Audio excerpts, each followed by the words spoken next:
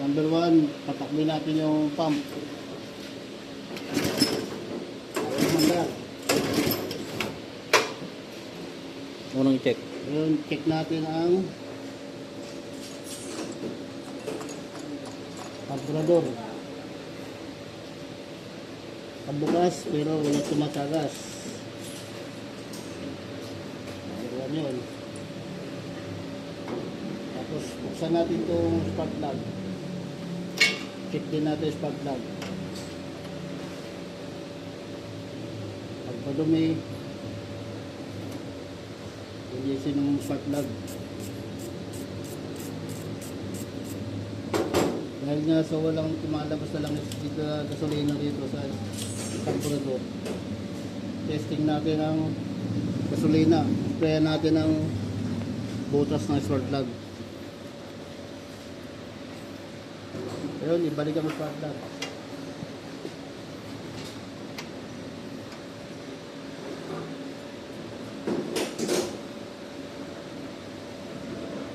Gamit tayo ng wrench na 1316.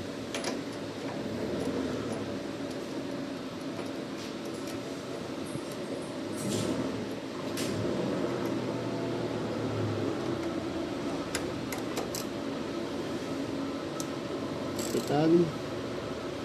Okay. Hindi masyadong walang. Balik natin ang ano.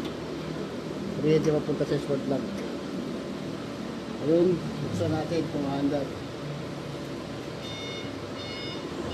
Start natin.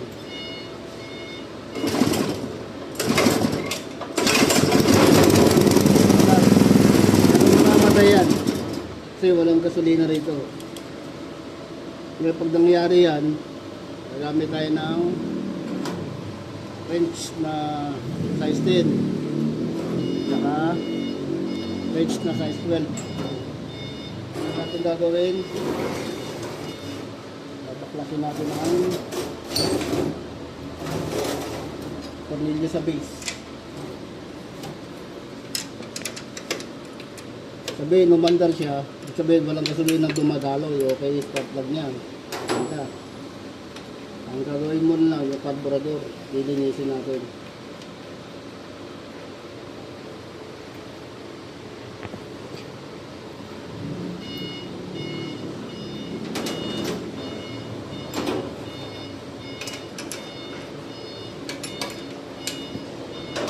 Tanggalin natin yung tornilyo sa base ng motor.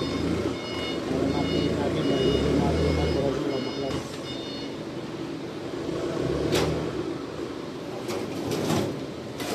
Kabila, magagan na natin para napilit natin. Yan.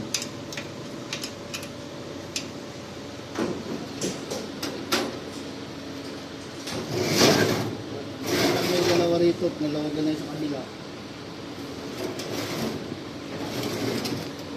Natin tanggalin ito ng filter.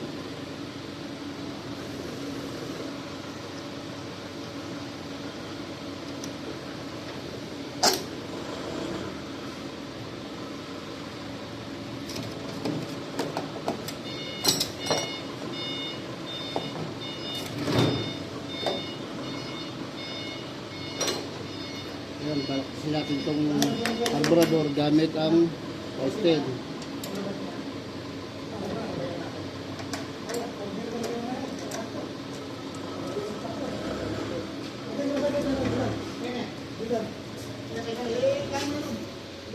Tuloy na.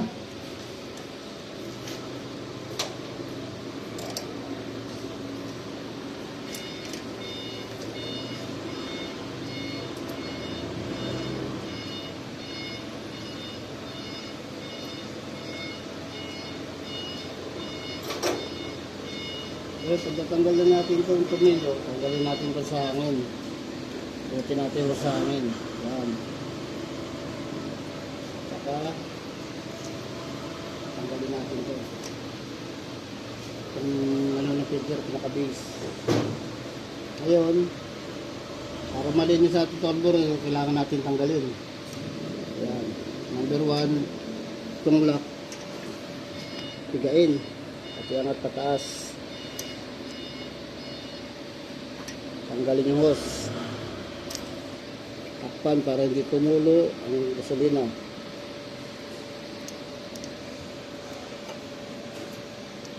Then, hilahin natin yung carburetor. Tanggalin natin itong maliit na spring dito. Tanggalin natin itong nasa ibabaw. Ayan, nahugot na natin yung carburetor. Ang problema ng carburetor, pag hindi ito buwabang gasolina, ibig sabihin, itong karayon dito, barado. Hihilahin natin ito para matanggal. Gamit ang long nose. Tanggal natin yung pin. Huwag natin mawawalain yung pin. Tapos itong pinaka-float valve niya,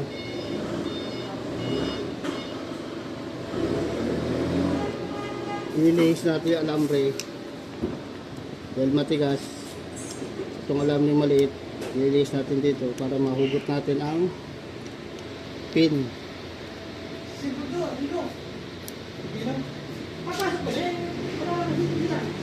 Ayan, nahugot na natin.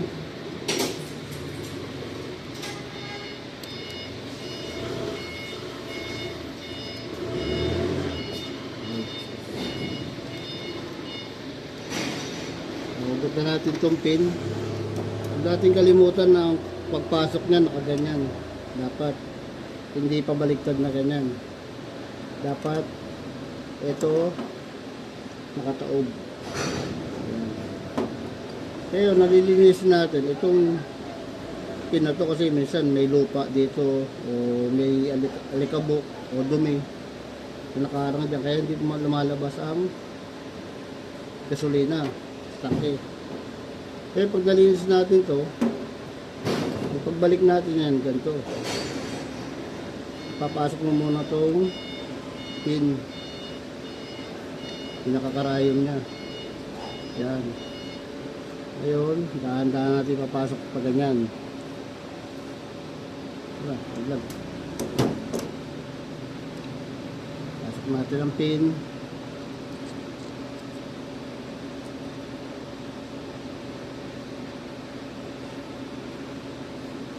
At ipasok natin dito sa butas. Ipasok natin sa butas, ibalik natin yung pin ng float valve. Ayan. Ikabit na natin, ibabalik ulit natin. Parehas ng pagbakla sa atin kanina. Kailangan ito matama rito. Huwag nyo babalik ka rin ganyan. Kailangan itong switch ng gasolina dito sa labas. Pagbalik. Yan. Tanda natin babalik. Pagbalik natin, ikakabit natin ito muna rito. Itong alambre. Tapos ito spring na maliit. Ibabalik natin dito sa butas na maliit. Yan. Kaya pag nakabit na natin, papasok na natin yan. Uhugutin na natin itong pinampasak natin para ibalik yung hose ng gasolina sa carburetor.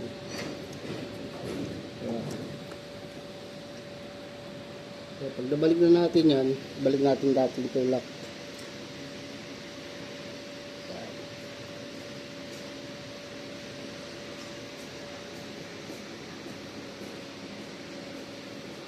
Ngayon, Testing.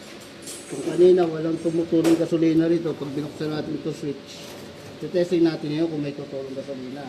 Sahurin natin. Ayan. Buksan natin to. Ibig sabihin may tumulo. Okay na. Subukan mo naman iangat. Kailangan mamatay siya pag inangat mo. Ayan. Yan ang tama.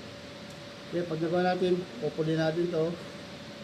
Ibalik natin yung mga pinaklas natin na nakabis ng filter. Number 1, ikakabit natin ito.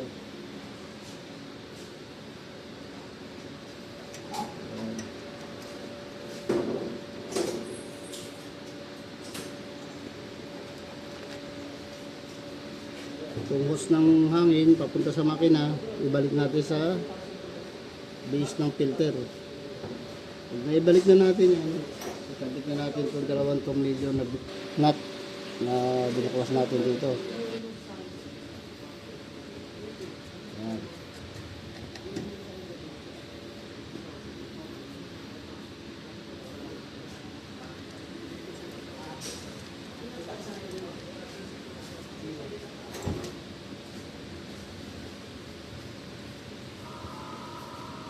Pagkabalik na natin, kita na natin. Yung tamang higpit lang. Pag naman natin sa ugan, baka mag-operate.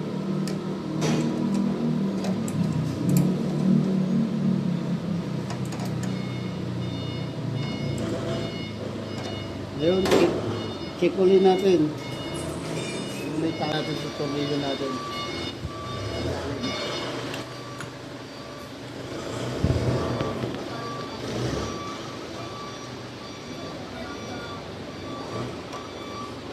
Natin kung may leak sa natin ng gas, sabihin wala. Then sila uli natin kapit na natin na isang testing na natin kung gagana.